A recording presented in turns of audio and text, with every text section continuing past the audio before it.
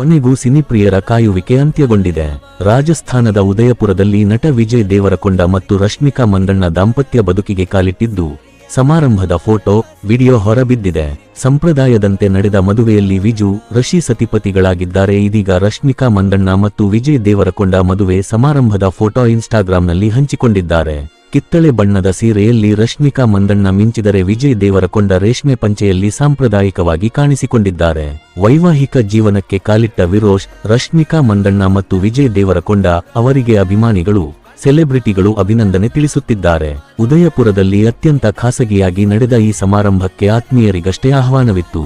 February 26ರಂದು ಉದಯಪುರದಲ್ಲಿ ಮದುವೆ ನಡೆದರೆ, March 4ರಂದು ಹೈದರಾಬಾದ್ನಲ್ಲಿ ಮದುವೆ ಆರತಕ್ಷತೆ ನಡೆಯಲಿದೆ.